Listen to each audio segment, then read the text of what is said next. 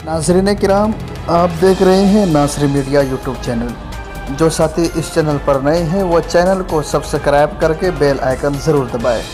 जी हाँ दोस्तों, इस वक्त भागलपुर वासियों के लिए एक बड़ी खुशखबरी ऐलान है। आपसे गुजारिश है इस वीडियो को मुकम्मल वॉच करें। बिहार में लॉकडाउन के दौरान भागलपुर के यात्रियों के लिए ब्रह्मपुत्रा मेल के अलावा एक भी ट्रेन स्पेशल के रूप में नहीं चलाई जा रही थी, लेकिन यात्रियों का इंतज़ार अब ख़त्म हो गया है, क्योंकि रेलवे बोर्ड में भागलपुर से 2 ट्रेनों को चलाने के लिए हरी झंडी दे दी है। ये 2 ट्रेन स्पेशल के रूप में 12 सितंबर से चलेंगी।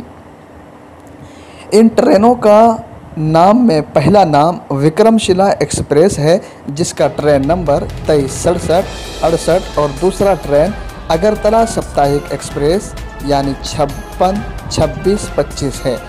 यात्रीगण इन दोनों ट्रेनों का टिकट 10 सितंबर से बुक करा सकते हैं।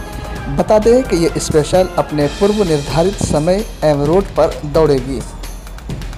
पहली ट्रेन विक्रमशिला एक्सप्रेस आनंद विहार से 13 सितंबर को स्पेशल के रूप में चलेगी। वहीं दूसरी ट्रेन अगरतला साप्ताहिक एक्सप्रेस 15 सितंबर को देवघर से खुलेगी।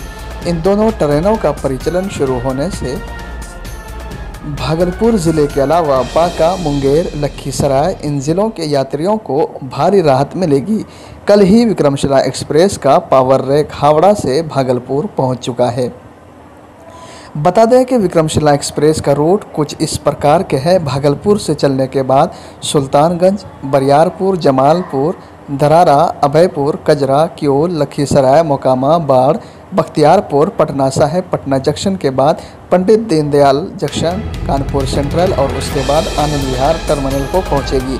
पुराने रूट के अनुसार यह ट्रेन बढ़िया, हथीडिया और खुसरूपुर स्टेशन पर नहीं रुकेगी।